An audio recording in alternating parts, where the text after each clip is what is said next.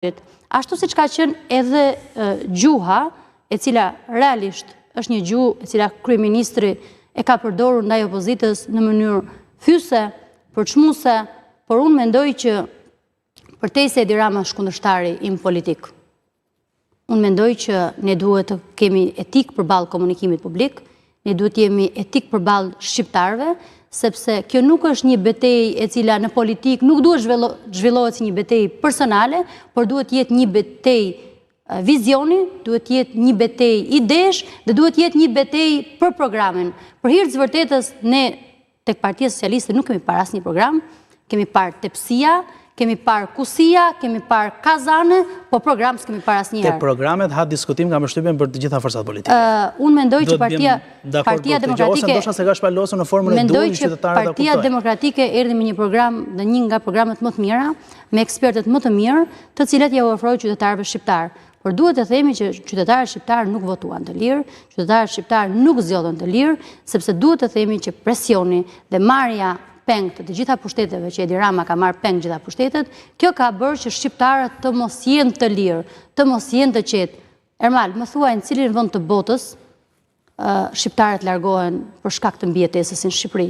Unë do të ftoj një ditë në auditorin tim për të bërë një bashkëbisedim me studentët, me të rinjt, ku unë jam çdo ditë me ta, dhe do t'ju them që të rinjt sot nuk shikojnë asnjë shpresë për qëndruar në Shqipëri. Kjo është këmban alarmi. Jo nëse ikër Rama apo vjen dikush tjetër, unë mendoj se çështja e emrave nuk duhet të jetë çështje kryesore. Duhet të jetë çështja e vizionit, duhet të jetë çështja se ju folët pak më përpara për Bashkimin Evropian. Po nuk ka antarësim në Bashkimin Evropian pa zgjedhje të lira. Nuk ka antarësim Bashkimin Evropian pa u plotësuar kriteret sociale, ekonomike dhe politike. Shqiptarët sot nuk mbyllin muajin. Shqiptarët sot duhet të themi kanë pensionet më të ulta. Sot keni pas protestën e pensionistëve. Sot keni pas protestën e minatorëve. Pra po të shikoni të gjitha grupet shoqërore, sociale janë të palumtura, janë të pakënaqura me këtë qeverisje, sepse është edhe logjike. Nuk mundet në asnjë vend të botës, në një vend demokratik, ku mendohet që demokracia është funksionale, se realisht Shqipëri nuk është, të ketë marrë peng gjitha pushtetet, të ketë ekzekutivin, legjislativin, së fundmi edhe gjyqësorin. Pra, më thoni në një vend të botës që kryeministri vendit telefonon një prokuror, apo flet në telefon me një prokuror. Nuk ndodh në asnjë vend të botës, Ermal. Prandaj kjo është këmban alarmi. Kjo është këmban alarmi. Këto janë informacione që qarkullojnë nëpër media, nëpërmjet gazetarë, njerëz që merren me informacion, ku thuhet se prokurori i çështjes Belinda Ballukut ka komunikuar me zotin Rama. Dhe zoti Rama thuhet që i ka kërkuar, po themi, të mos e hetojë gjatë kohës. Qartë, kjo është në çështje të vërtetësisë që duhet treguar. Patjetër, por ka një gjë. Kryeministri i vendit ka detyrimin të dalë dhe t'ju përgjigjet shqiptarëve për këtë çështje. Apo jo, është kryeministri i vendit dhe ka detyrimin të përgjigjet. Për kaq kohë sa është në atë pozicion ku është, duhet të dalë të japi llogari para shqiptarëve, sepse pushteti nuk është gjë tjetër veç se llogaridhënie. Dhe këta e kanë keq kuptuar.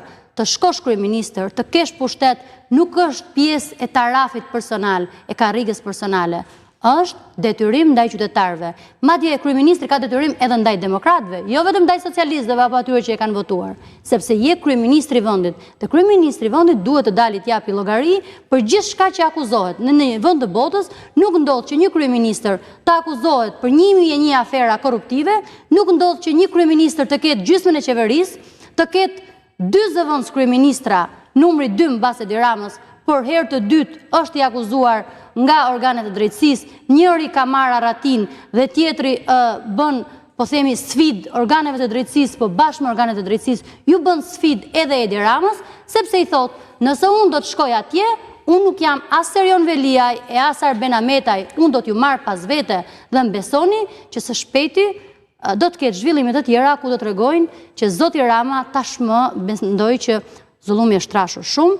Mendoj që zoti Rama nuk më mban dot më këtë presion, sepse Belinda Balluku, ju thash edhe një herë, kush e ka neglizhuar ka bërë gabim, është vetmja ministre dhe zëvendës kryeministre e cila i tha Edi Ramës, ti nuk guxon të më lëvizësh dot më nga pozicioni ku kam. Duket që ju të Partisë Demokratike jeni mirë këta të Partisë Socialiste. Unë personalisht jo. Për sa kohë bëni deklarata? Unë personalisht, unë jo politikën, patjetër. Unë jo politikën dhe si funksionon politika. Jam njëri që merr me politikë dhe kam informacion, por unë personalisht sfidoj cilin do publikisht nëse unë kam një telefonat, një takim me një zyrtar të Partisë Socialiste. Unë personalisht. Unë nuk mbaj përgjegjësi për pjesën tjetër dhe për asnjë Partinë Demokratike, unë mbaj përgjegjësi për Iljana Kuçanën. Në këtë kontekst, pasaj pasojat i merr forca politike dhe i marrin qytetarët demokratë. Si Iljana Kuçana, politikanë në Partinë Demokratike, kam komunikime, kam takime, kam bashkëpunime, kam marrë tendera publik, kam marrë leje ndërtimi, unë e them publikisht përpara demokratëve dhe para shqiptarëve, jap dorëheqje nga çdo funksion politik dhe publik kudo që jam. Pra unë mendoj që politika... Përjashtohet një mundësi e tillë nga persona të tjerë, emra të tjerë brenda Partisë Demokratike? Po unë nuk mund të flas për emra të tjerë, unë mund të flas vetëm për Ilirianën. Pra përdesa unë bëj një deklaratë të tillë publike, do të thotë që unë jam shumë e sigurt, ashtu si jam e hapur edhe për çdo lloj hetimi mbi figurën time, mbi pasurinë time, mbi gjithçka që ka të bëjë me emrin e Ilirianës. Pra unë mendoj që politika është moral, Ermal. Dhe në momentin që fillon të humbet moralin politik, unë duhet të them edhe diçka tjetër.